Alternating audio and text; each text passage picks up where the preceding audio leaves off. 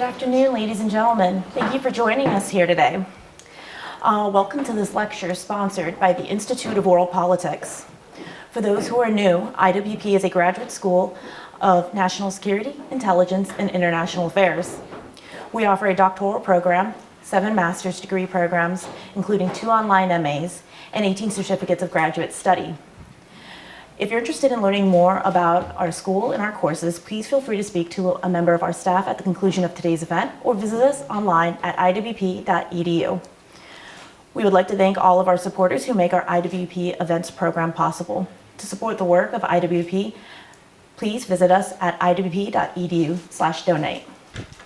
Today we'll be hearing a lecture from Laren Reesman and a lecture titled Conquering the Datasphere, Assessing the Threat of Chinese Data Collection. Laren Reesman came to IWP with a BA in Intelligence Studies and double minors in French and Anti-Money Laundering from Mercyhurst University in Erie, Pennsylvania. She has always been interested in public service, foreign affairs, and policy.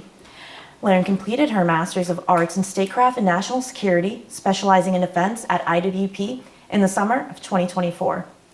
She has focused on China as a U.S. adversary, and her research skills through her time at IWP have focused on strengthening U.S. against Chinese threats. Please help me welcome Ms. Laren Reesman.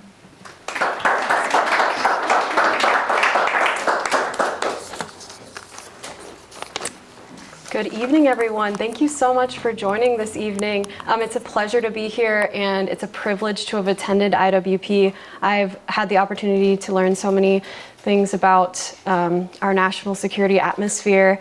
This specific research topic, Chinese global data collection efforts, is actually part of a course I did research for Professor Sigronis' 616 course of emerging threats. So we were supposed to choose a threat in the world that we deem kind of top-notch or enough to kind of merit concern from the U.S. national security space.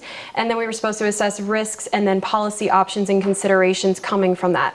So this presentation I bring to you today is based on that research that I did in the research paper.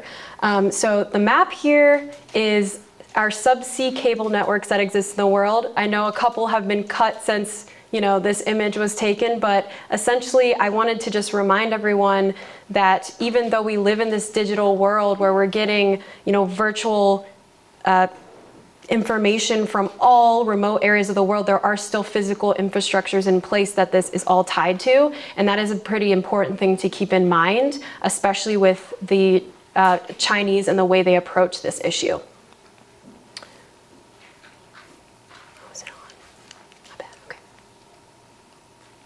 Okay, so our agenda today, we're going to discuss the threat landscape, go into a little more detail into this global data collection efforts, talk about capabilities and then intentions behind it that the CCP may have, and that therefore make it more of a threat.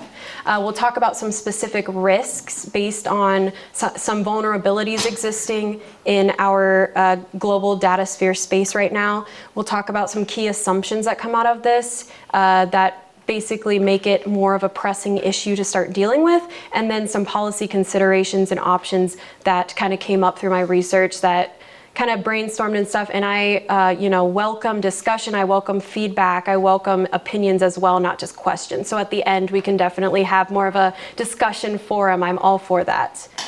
Okay, so capability, we'll start there. Kind of 3 main aspects of this. There's scope, there's methods, and then there's platforms. So kind of necessary to know the scope of this data collection effort in order to understand kind of the volume or the impact that it's having. So essentially, I'll make it very simple for you. China is collecting data from everywhere it possibly can on everything it possibly can. And that's basically as simply as I can put it. We can walk out right now, you've got my presentation. But that is the scope that's happening here, and how they're able to do that is where the methods and platforms come in.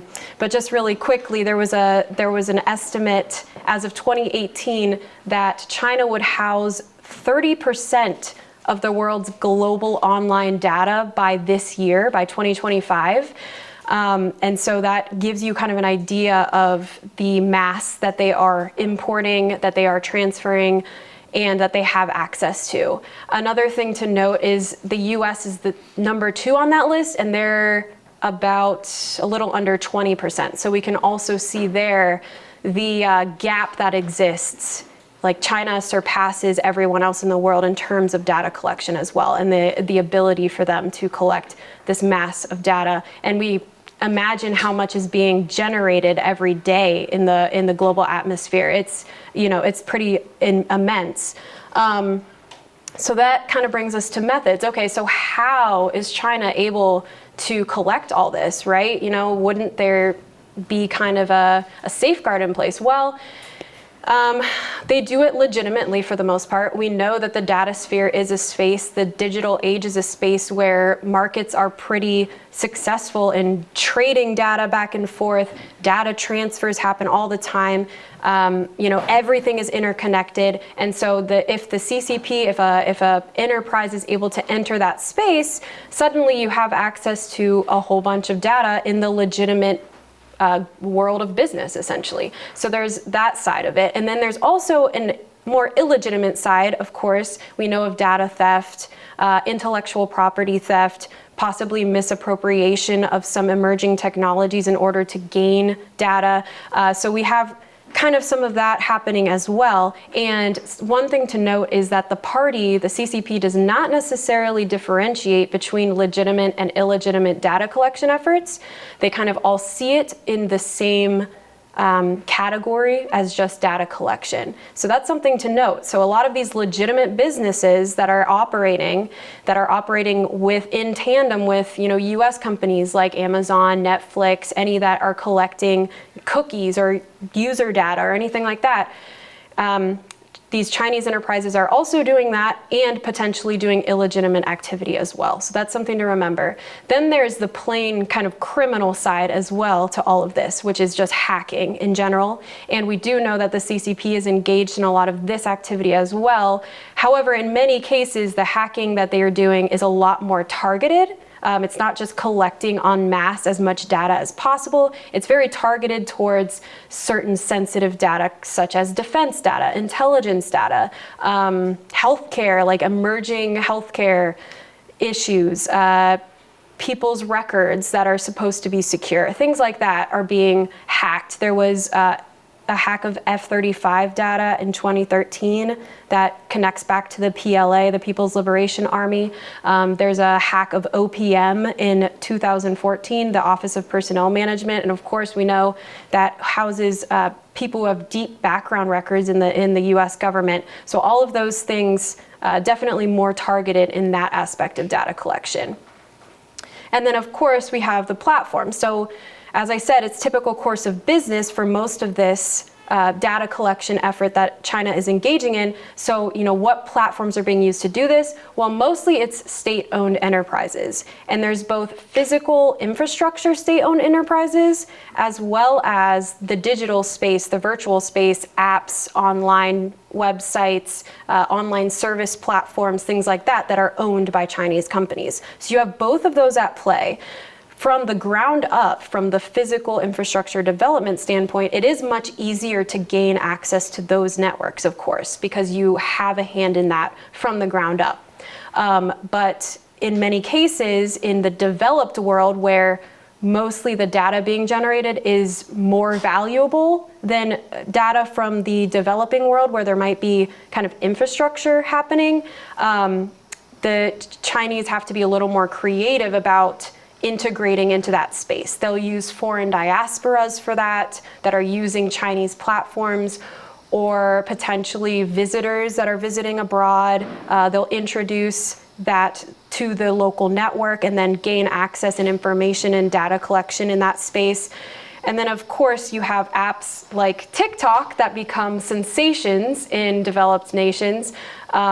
And that is all collecting data. And something interesting about TikTok, of course, is not only are you collecting on US users, but you make them themselves data collectors. They're collecting video, video, audio, visual information, photographs, anything that is being generated by the app is also potentially being collected. So you have both of those aspects at play as well.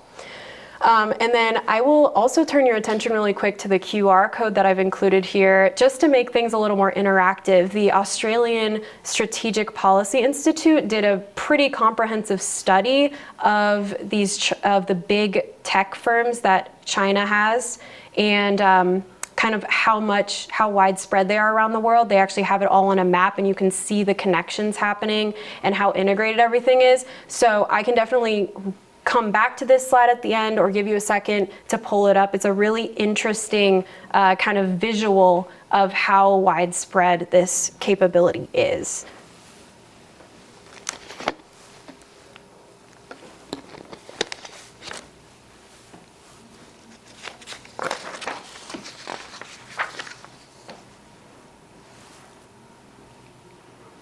Okay, so the second part of the threat landscape is intention, right? So, okay, yes, China might be collecting data on all of us, but everyone kind of collects data on all of us. We already know that's happening.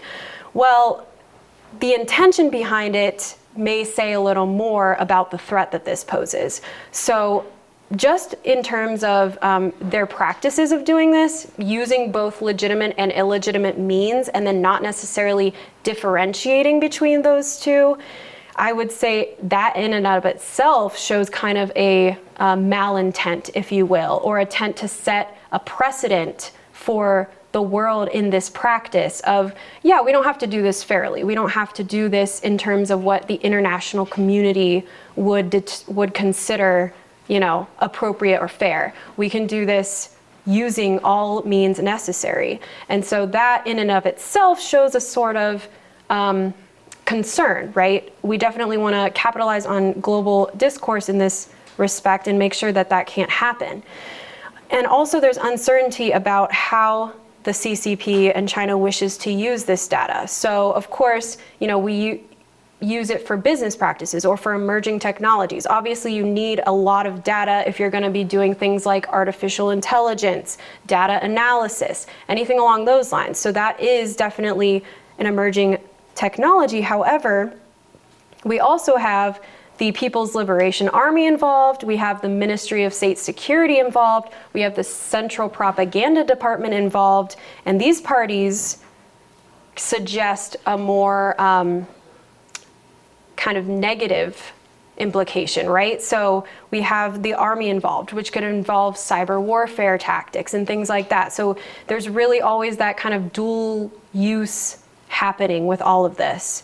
And then, of course, another thing to note is that there is a pretty large intelligence gap in terms of knowing the advancement and the progress that China is making in processing all of this collected data. So we're not really sure how far they've gotten in being able to analyze it, process it, refine it, anything along those lines. So most of that is guesswork as well. And that's important to note moving forward, because we can't really assess risks unless we really know how far along or how imminent it is. But that brings me to the next thing. And in my paper, I sort of acted on the assumption that, it's not too far in the future when China will be able to kind of use the data they've collected, sort through it, analyze it in a way that will benefit them.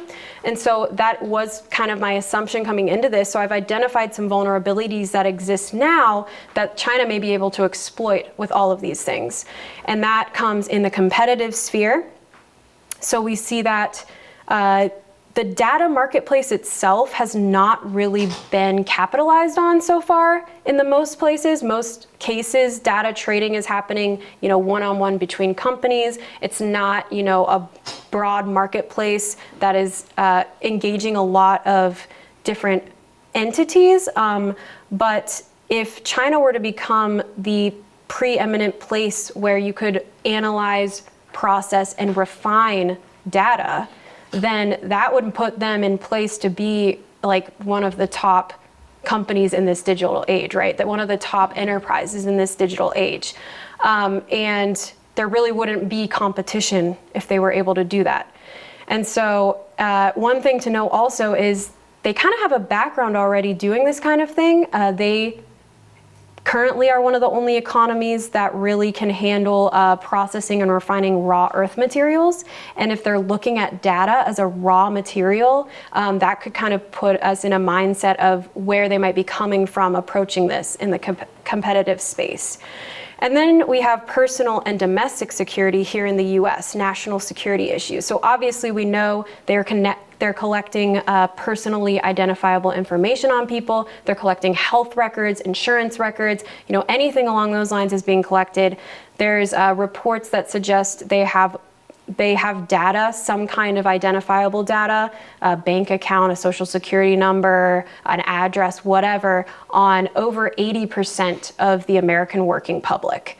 And so that's something to note as well, where the scope of this is pretty enormous, and the idea that they could use this as a sort of leverage, there's risk there, right? So they could kind of go into in a way like a national cyber denial attack almost of, yeah, we can use this information against you if you don't do this, right? If you don't do this, we can sell all of this information about US citizens to terrorist organizations, to other adversaries.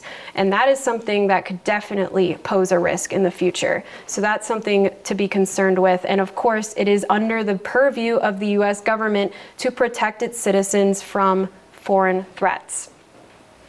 So then moving on a little bit, there's also the proxy security concern, and that's dealing with, diplomatic engagements. If they're using this data for blackmail purposes, for coercion, anything along those lines, that can pose risks to US kind of proxy interests, diplomatic engagement, international affairs, foreign policy, anything along those lines as well. And that ties into the other risk of global discourse and media, right? So we have companies that are engaged in this data collection activity, collecting things like video, audio, visual, things along those lines. One example is GTCom, which is owned by China. They're actually actively working to build capability of lip reading, and video synthesis capabilities, things like that, which potentially could be devastating to the global news world. Being able to manipulate video that's coming out from foreign leaders, anything along those lines, that could be a serious risk in the future as well. And then the last thing I identify in my paper is environmental risk with all of this. So as I mentioned before, everything ties back to some sort of physical infrastructure that exists. And storing all of this data is going to take up an enormous amount of space, thousands of acres to be precise. And in fact, there's, I think, over 100 data centers right now throughout Beijing and Shanghai that take up enormous amount of space. And there is something to note as well. They're starting to store data underwater. There was actually a couple data centers that were just sunk underwater as well. So you have all of those things at play. You're destroying ecosystems. You're using enormous amounts of energy to store this data. And of course, we know China uses a lot of coal-based energy. They use hydro as well, but for the most part, they use a lot of coal-based energy. So all of that is playing into this as well. There is an environmental risk at play here in terms of just storing all of this.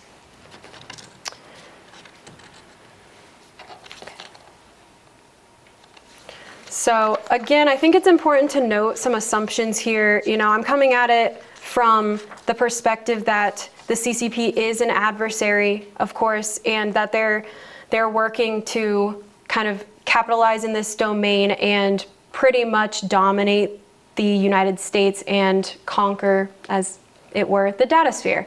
And so we have a couple of different key assumptions to note. So obviously, the idea that the People's Liberation Army and the Ministry of State Security and the Central Propaganda Department being involved in all of this shows that they're seeking kind of coercive disinformation, cyber warfare, all of those kinds of things. They're seeking that advantage.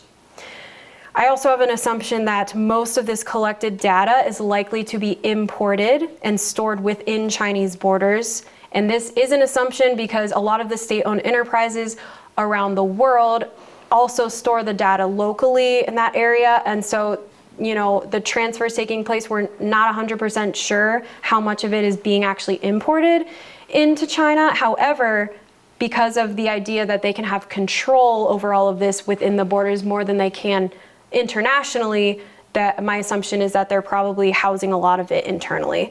And then of course there is an assumption that they are actively building the capacities to sort, analyze, and exploit this collected data. I doubt that they're just collecting data to collect data, but always a possibility. We don't know. There's an intelligence gap there, right? So definitely working to bridge that gap will be important. And then the last one is that they are seeking to set precedents in this space. They are seeking to define international terms in their favor. And of course, as I said, the Datasphere is really kind of an emerging space to be coming into, with technologies that will start to analyze and sort and refine all of this data that's being generated. And if they're able to capitalize on that, most likely they will try to leverage it in the international community. So the last aspect of this research then is going into some policy considerations, policy options, some recommendations potentially moving forward.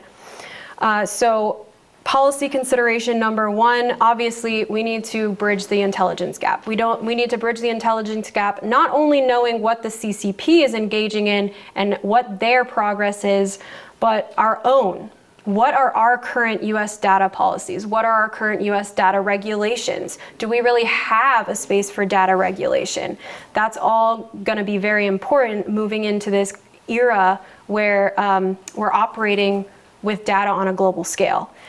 And from that kind of lends a couple ideas of maybe starting to look at data in a more segregated manner. So obviously in the US government, we already segregate data, right? So we have our classified, our top secret, all of that is secured at different levels. It's possible that we need to start segregating data a little more in the common discourse or across the nation. So, your personally identifiable data that a company may be collecting should be classified as something different than, the post you put on Twitter, that kind of thing. So all of that may start to become important, as well as potentially limiting foreign data transfers, the volumes that we're able to transfer and trade foreign or abroad. I think that's an important thing to start looking at as well, putting some limits on that. And then of course, educating the US populace on data sharing.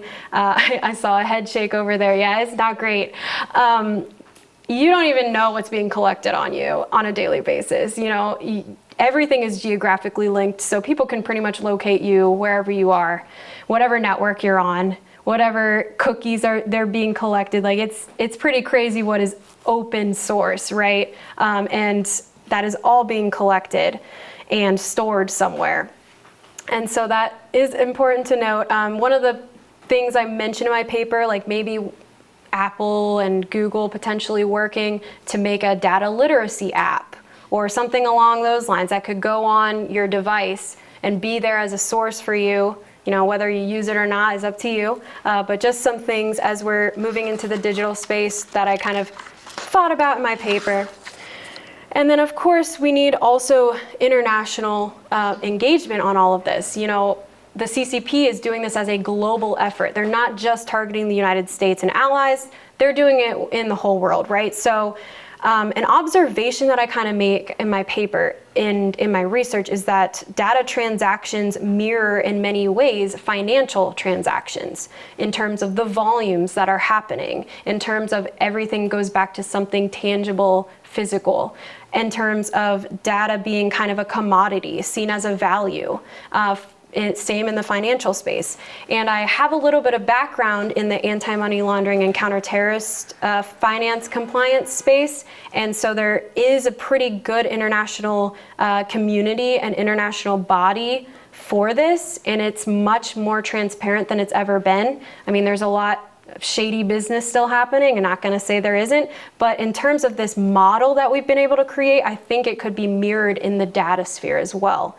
And this will build oversight and transparency in the international space. So basically helping to define terms, make sure there's legal precedent, make sure there's legal consensus in the Datasphere and on data sharing issues, and bringing in the legal, diplomatic, and economic engagement.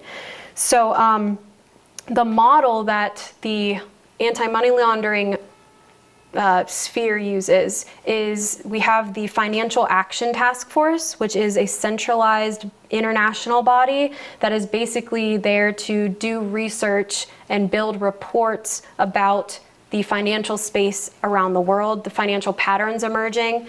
And so I think the same could be done in the data realm as well, looking at patterns of data trading, really starting to get into this a little bit, and maybe also giving recommendations for policy. That's another thing that the FATF does. However, they don't have any authority or regulatory authority in countries. They're just there as kind of an informative body. And then you have each regional body in the anti-money laundering space that oversees that certain region. So as we know, the developing world is going to be using data differently and generating data differently than the developed world. So that might be another thing to look at, is having different bodies in different regions as well.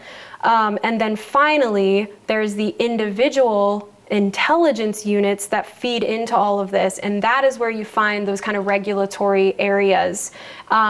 And I think this could translate to the Datasphere, right? You could have a body for each member country that is responsible for regulation in that country while communicating it in a more international forum, and a centralized body. So that's kind of something I discovered in my paper. I thought it was an interesting thing to conceptualize. But to sum things up for you, basically, the CCP is engaging in mass data collection. Not really sure to what extent or how far they've gone to process all of this data, but it is an emerging threat, and it does have risks. And yeah, that's about what I researched in my paper. And just one more QR code for you.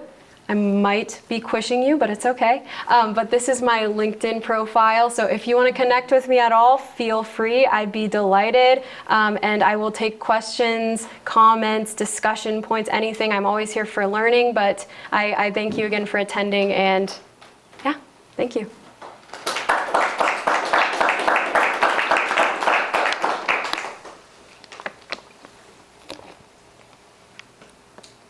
Any questions at the time?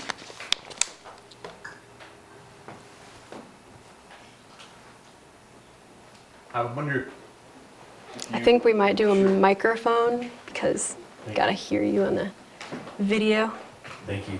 I wonder if you had any, came across in your research anything on blockchain networks and backdoors and collecting data, sort of an element of the Belt and Road Initiative, and building a network and applications on a network to collect data and manipulate activity and financial transactions. Yeah, definitely. There's definitely, I mean, financial data is highly lucrative, right? So a lot of that is also happening on the financial end and in financial spaces. There is Belt and Road Initiatives, obviously, with data infrastructure like telecommunications systems, cell towers, internet towers, satellite connectivity, and all of that, you know, with the Belt and Road Initiative is going back to Chinese companies. So there is definitely that aspect happening. But I didn't do specifically blockchain research, for instance, but I do think that it overlaps a lot as well. So thank you.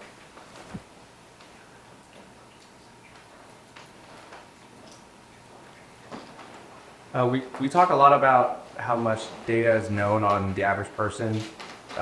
You mentioned it there, how there needs to be education if people understand what they're doing when they download an app and they say, yes, you now buy data, track this, and add it cookies. does the average person need to be worried about China having my name and my address, or is that more of a government issue? I mean, who's really concerned about that? Who's it affecting? Yeah, of course. Definitely. That's a really good question. I would say both in some effects. So I think China, because they deal in kind of illegitimate activity a lot, they could very well sell that data to parties that you would need to be concerned with, that could try to steal your identity or, any of those kinds of things. And potentially foreign terrorist organizations could get their hands on this kind of information and use it for targeting purposes. So there are definitely risks there. However, I think for the most part right now, it would be more of a national security issue of, hey, the US, look how much data we have on your citizens. We will do this with it if you don't give us this. The concessions kind of thing. And I think that is more of a risk at this point than potentially, individuals being targeted because of selling that information. But I think both could happen. Thank you. Mm-hmm.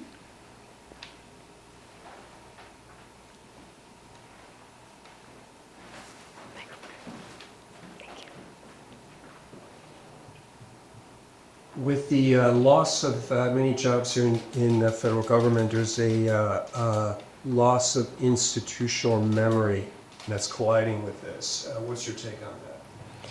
Yeah, so this research was done before all of this happened, but I will say I definitely do think there's concerns there because obviously kind of the regulations that are already in place and things all of that may be a little more difficult to assess when you have this big turnover that's happening.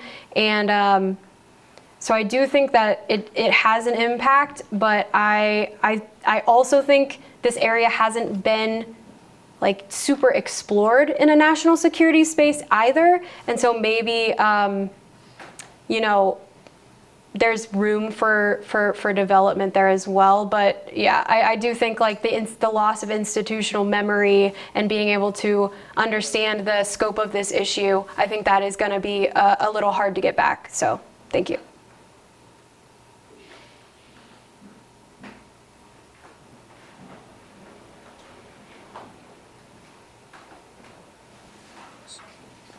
Yeah. Here. Good with that. Great. I'm sorry, I missed the beginning of your presentation, but what was your research's assessment of the executive order on bulk data collection and what it does to curb or actually have an impact on this issue? Yeah, so again, this research topic was done before the executive order came out. However, I do think there's some interesting things happening and recognizing the space and the potentials that happen in this datasphere. In this digital age, data is going to be, very lucrative, and it's going to be an industry that will continue to grow with AI and things along those lines. And I think, at least orders that show some sort of attention to it is probably better than not.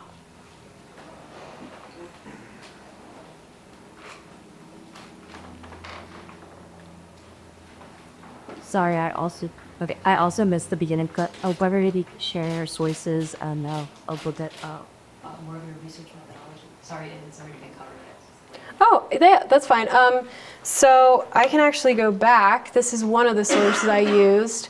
The Australian Strategic Policy Institute was one of the main sources. I also used, there was an author who wrote a book about all of this, and I cannot remember her name off the top of my head, but she did talk about this global data collection effort specifically by the CCP.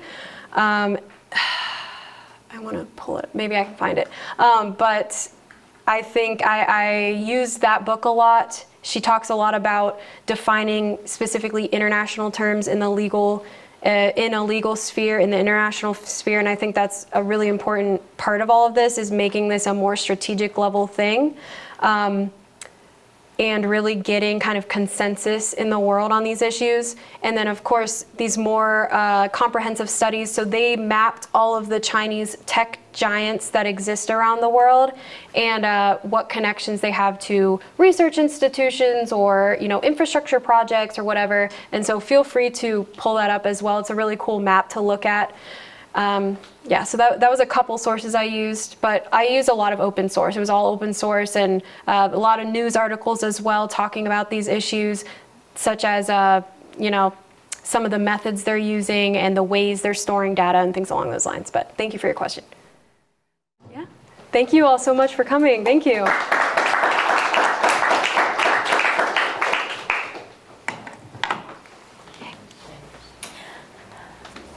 I'd like to thank Ms. Laren Reesman and all of you who joined us here today. For those that are interested in learning more about IWP or learning more about our courses, please speak with the staff member at the conclusion of today's event. Thank you so much again.